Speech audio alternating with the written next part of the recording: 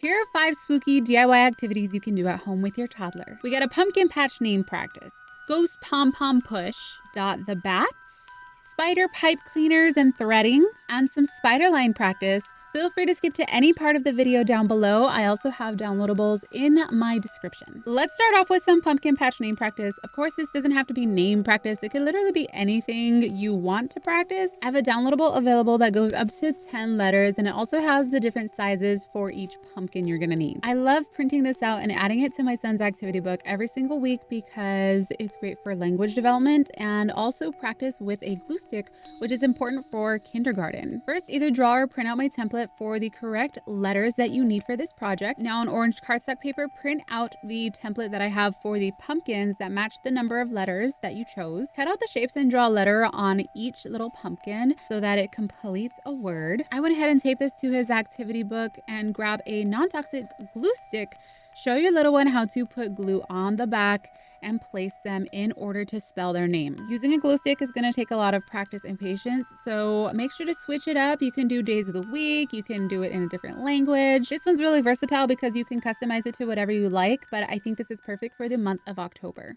Next up is one of my and my son's favorite projects, and it's this ghost Pom Pom Push. This one helps with fine motor skills and also color development. So what you're gonna need is an empty box. Make sure that you grab one that's easy to open so you can remove the pom-poms once you're done. You can either draw or print out the ghosts that I already have available, and I made sure to include multiple colors so you can switch it up. Cut out your ghosts and tape them onto that cardboard box. Now you're gonna need some colored pom-poms, so I went ahead and linked the ones that I'm using in the description. These are really versatile and I use these for a lot of different projects, and they're really inexpensive. Grab the colored pom-poms that match your colored ghost that you chose, and depending on your pom-pom size, cut out a circle for each ghost's mouth that the pom-pom can be pushed into. So you don't want to make the hole too big because you don't want them to just drop it in. You want them to actually use their finger and point to push in the pom-pom. So you want to make it a little bit challenging, make the hole smaller than the actual pom-pom. Once you have that done, show your little one how to match the colors. I like to play a little game where if he gets the color wrong, I make a noise, I say, and now he does it on purpose and wants me to just make the noise that's wrong. So you can play different little games here. You can also count the pom-poms that you push in. I find him reaching for this pretty often, so this is one that he's gonna be doing all October. Next up is a really simple idea. This is what I like to call dot the bats. This will also help with fine motor skills, color, and even counting. You can either draw or print out the template that I have created available on my site. I made sure to include 2 different variations of bat placements, and then I also included one that does not have colors, so you can color it in to whatever color you like. That way you can mix and match colors. You can have it Halloween color themed. It's up to you. So for this one, you can switch it up. You could either use dot markers, which are really fun, or you can use stickers, like little circle dot stickers. I'll link some in the description that I like to use in my projects too. Add that printout to their activity book and let them have at it. You could also make it a counting game. This one's really cute to display. If you like to display your kids' work, you could put it in a frame for the Halloween season. This one's another really versatile one that you can print out multiple and add it into their book weekly. Next up, we're gonna create some spiders out of pipe cleaners, and we're gonna work on threading, which is really great for kids around this age. There's no printout for this one, it's simply a DIY, so all you're gonna need are some pipe cleaners, some non-toxic glue, some colored straws, and googly eyes, optional. So decide what color pipe cleaner / spiders you wanna create.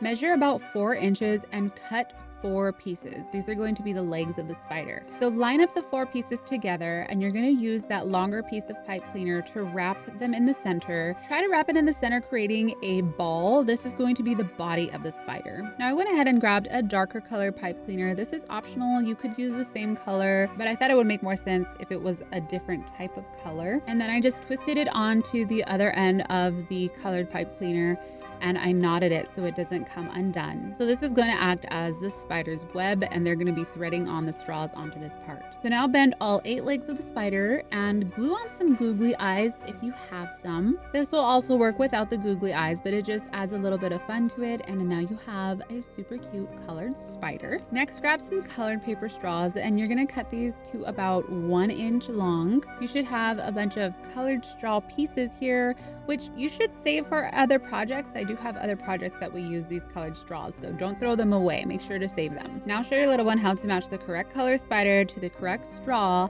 and thread that straw onto their spider web. Once they've completed the whole spider web, you can actually use them as decor and hang them in their little play area. Since it's a pipe cleaner, it really hooks on easily to any object. I will say that when you are doing this project, make sure to be there and supervise them, because I always get nervous with pipe cleaners and poking someone's eye. So that's just the mom in me. But my son loves these spiders. He loves how soft the pipe cleaners are. So this one was definitely a hit. The last one that we're gonna do is another really simple printable that I have available on my site, or you can draw it yourself. I like to call this one Spider Line Practice. This one helps with fine motor skills, and spiders are just perfect for spooky season. This one is pretty self-explanatory. Add it to your activity book and let them have at it. I've included 2 different variations of lines and also a blank one if you want to draw in the dotted line yourself and make the lines more challenging depending on the level that your toddler is at. With these, I like using the large beeswax crayons, or even these crayons that I got from a Love Every box because they're so waxy and just fun to draw. But I love adding line practice to his activity book at least once a week, just so we can get some practice with it. And sometimes he decides to not follow the line at all and to make his own lines and color it in, and that's okay. The main thing with all of these is that they have fun, you have fun, and you guys have that bond together and that interaction, making your time together more special. So thank you all so much for watching. I hope these were helpful. Check out this video right here that has more DIYs, and I will see you all in the next one. Bye-bye.